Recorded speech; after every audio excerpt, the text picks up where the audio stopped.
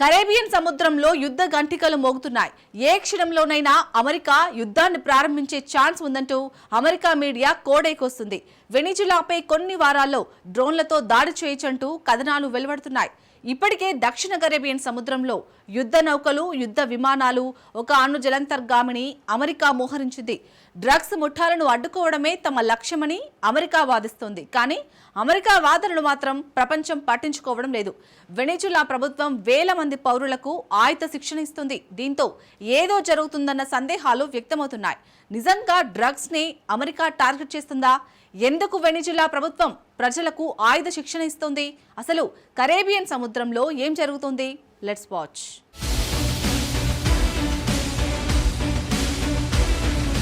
వెనిజులాపై దాడికి America సిద్ధమైందా? America చెబుతుందేంటి, చేస్తుందేంటి? అమెరికాను Maduro ఎలా ఎదుర్కొంటాడు? అగ్రదేశం అమెరికా కొత్త శత్రువును ఎదుర్కొంటుంది. ఆ శత్రువు ఇరానో, రష్యాను అనుకుంటే పొరపాటే. ఆ కొత్త శత్రువు వెనిజులా. ఈ కరేబియన్ దేశంపై డ్రోన్లతో దాడికి అమెరికా సిద్ధమైంది. కొన్ని వారాల్లో వెనిజులాపై దాడులు చేసే అవకాశం ఉందంటూ అమెరికా మీడియా కోడైకొస్తుంది. వెనిజులాలోని డ్రగ్స్ ముఠాలు, వాటిని తయారు చేసే ల్యాబ్లే తమ లక్ష్యమని అమెరికా చెబుతోంది. దాడి చేసేది దేనికోసమైనా అది ఓ సార్వభౌమ దేశంపై అటాక్ గానే పరిగణిస్తారు. దీంతో కరేబియన్ సముద్రంలో కొత్త యుద్ధం మొదలవుతుందా? అసలు వెనిజులానే ఎందుకు అమెరికా టార్గెట్ చేస్తుంది? ఈ ప్రశ్నలకు సమాధానం తెలుసుకోవాలంటే ముందుగా వెనిజులా మ్యాప్ చూడాల్సిందే. దక్షిణ అమెరికా ఖండం ఉత్తర తీరంలో వెనిజులా ఉంది. 20వ శతాబ్దంలో వెనిజులా పేరు వింటే టక్కున గుర్తొచ్చేది కేవలం చమురు మాత్రమే. అమెరికా ఇంధన అవసరాల నేపథ్యంలో వెనిజులాతో సంబంధాలు లోతుగా ముడిపడి ఉన్నాయి. కానీ ఇందులోకి రాజకీయాలు ఎంట్రీ ఇచ్చాయి. 2000లో వెనిజులా ప్రభుత్వాలు అమెరికాకు అనుకూలంగా పనిచేశాయి. కానీ 2013లో పరిస్థితులు మారిపోయాయి. ఆ సంవత్సరం వెనిజులా అధ్యక్షుడిగా నికోలస్ మదురో బాధ్యతలు చేపట్టాడు. మదురో నిరంకుశుడంటూ అమెరికా ఆరోపణలు చేస్తుంది. మానవ హక్కులను ఉల్లంఘించడంతో పాటు ఎన్నికల్లో రిగ్గింగ్ చేశారంటూ తరచూ నికోలస్ ను వాషింగ్టన్ టార్గెట్ చేస్తోంది. మదురో అమెరికాపై ఎదురుదాడి చేస్తున్నాడు. అమెరికా సామ్రాజ్యవాదానికి పాల్పడుతుందని మదురో ఆరోపిస్తున్నాడు. ఆరోపణలు ప్రత్యారోపణలతో కొన్నేళ్లుగా వెనిజులా, అమెరికా మధ్య ఉద్రిక్త పరిస్థితులు నెలకొన్నాయి. ప్రస్తుతం బహుశా వెనిజులాపై దాడికి అమెరికా ప్లాన్ చేసి ఉండొచ్చు. నిజానికి కరేబియన్ సముద్రం మీదుగా నార్త్ అమెరికాకు తరలించే డ్రగ్స్ పై వాషింగ్టన్ కన్నేసింది. అందుకోసం 8 యుద్ధ విమానాలు, ఒక అణు జలాంతర్గామిని ట్రంప్ మోహరించాడు. ఇప్పుడు ఈ యుద్ధ నౌకలు, జలాంతర్గామి దక్షిణ కరేబియా సముద్రంలో పొంచి ఉన్నాయి. గత కొన్ని వారాల్లో 3 వెనిజులన్ బోట్లపై అమెరికా దాడి చేసింది. ఈ దాడుల్లో ఇప్పటివరకు 12 మంది చనిపోయారు. వాళ్లంతా డ్రగ్స్ ముఠాలకు చెందిన వారేనని అమెరికా వాదిస్తోంది. వాళ్లతో అమెరికన్లకు ముప్పు తప్పదని ట్రంప్ చెబుతున్నాడు. కానీ ట్రంప్ వాదనలకు సరిపడా ఆధారాలు మాత్రం లేవు. అమెరికా వాదనలను వెనిజులా ఖండిస్తుంది. సో ఇప్పుడు అమెరికాను ఎదుర్కొనేందుకు వేల మంది పౌరులు ఆయుధాలను చేతబడుతున్నారు. ఇప్పటికే చాలా మంది ఆయుధ శిక్షణను పొందుతున్నారు. వాళ్లంతా ఇప్పుడు మిలిటరీ బ్యారెక్లలో, వాటికి సమీపంలో ఉంటున్నారు. అమెరికా చెప్పేది ఒకటి, చేస్తున్నది మరొకటని వెనిజులా అధ్యక్షుడు మండిపడుతున్నాడు. తమ ప్రభుత్వాన్ని పడగొట్టి వెనిజులా చమురును కాజేయాలని అమెరికా కుట్ర పడిందని మదురో ఆరోపిస్తున్నాడు. కరేబియా సముద్రంలో యుద్ధం కోసం అమెరికా తహతహలాడుతుందని వెనిజులా విదేశాంగ మంత్రి పింటో ఆరోపించాడు. ప్రభుత్వాన్ని మార్చేందుకే ట్రంప్ కుట్ర పడినట్టు విమర్శించాడు.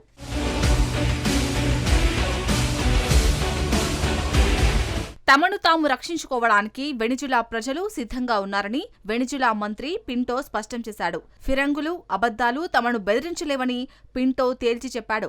వెనిజులా విషయానికి వస్తే చరిత్ర పునరావృతమవుతుందా అన్న సందేహాలు వ్యక్తమవుతున్నాయి. ఎందుకంటే లాటిన్ అమెరికాలో జోక్యం చేసుకున్న కుట్రల చరిత్ర వాషింగ్టన్కు చాలా రికార్డే ఉంది. కొన్ని దేశాల్లో ప్రత్యక్షంగా, మరికొన్ని దేశాల్లో కోవర్టు ఆపరేషన్లతో ప్రభుత్వాలను అమెరికా కూల్చేసింది. అమెరికా అసలు లక్ష్యం డ్రగ్స్ అడ్డుకోవడం కాదని మదురో వాదిస్తున్నాడు. తనను అధ్యక్ష పదవి నుంచి దించేందుకే అమెరికా ప్లాన్లు వేస్తున్నట్టు ఆరోపిస్తున్నాడు. మదురో వాదనల్లో వింతేమీ లేదు. గత కొన్నేళ్లుగా మదురోపై వాషింగ్టన్ తీవ్రమైన ఒత్తిడిని పెంచింది. పెద్ద ఎత్తున వెనిజులాపై అమెరికా ఆంక్షలను విధించింది. వెనిజులా నుంచి చమురు ఎగుమతి చేయకుండా నిషేధించింది. ఉద్దేశపూర్వకంగా వెనిజులా నేతగా ప్రతిపక్ష నేత జువాన్ గైదోను అమెరికా గుర్తిస్తోంది. అంటే మదురోను అధ్యక్షుడిగా వాషింగ్టన్ చూడడం లేదన్నమాట. కానీ అమెరికా ప్లాన్లేవీ వర్కౌట్ అవ్వలేదు. ఇప్పటికీ మదురోనే వెనిజులా అధ్యక్షుడిగా కొనసాగుతున్నారు. వెనిజులాను అమెరికా టార్గెట్ చేయడానికి మరొక కారణం చైనా. వెనిజులాతో డ్రాగన్ కి లోతైన సంబంధాలు ఉన్నాయి. మదురోకు అత్యధికంగా ఆయుధాలను ఇస్తున్న దేశం చైనానే. ఆ దేశంలో సంక్షోభంలో కూరుకుపోయిన చమురు పరిశ్రమకు కూడా చైనా ఊతమిస్తోంది.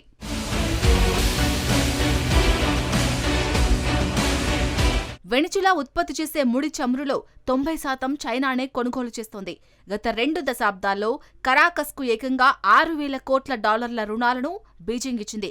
కరాకస్ అంటే వెనిజులా రాజధాని నగరం. కరేబియన్ సముద్రంలో ఉద్రిక్తతలు నెలకొనటంతో మొదట జిన్పింగ్ సాయాన్నే మదురో అర్థించాడు. ఇదే అమెరికాకు తలనొప్పిగా మారింది. పశ్చిమ ప్రాంతానికి డ్రాగన్ రాకుండా అడ్డుకోవాలన్నదే అమెరికా లక్ష్యం.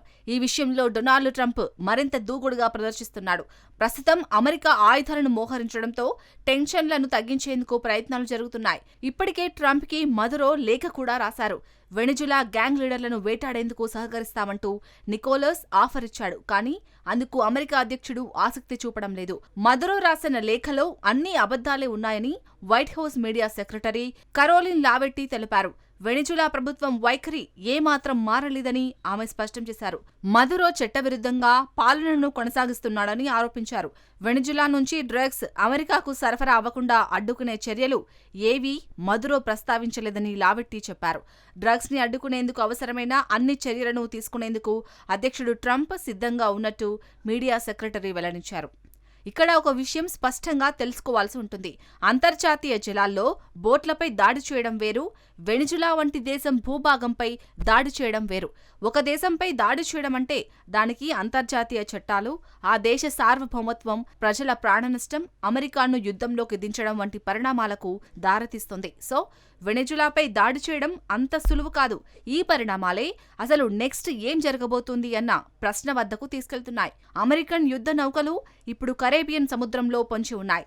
వచ్చే కొన్ని వారాలు అత్యంత కీలకమైనవి. పరిమిత దాడులు చేసి అమెరికా సైలెంట్ అవుతుందా, లేక పూర్తిస్థాయి యుద్ధానికి వాషింగ్టన్ దిగుతుందా అన్న ప్రశ్నలు అందరినీ వణికిస్తున్నాయి. సో నెక్స్ట్ ఏం జరుగుతుందో తెలియాలంటే మరికొన్ని రోజులు ఆగాల్సిందే.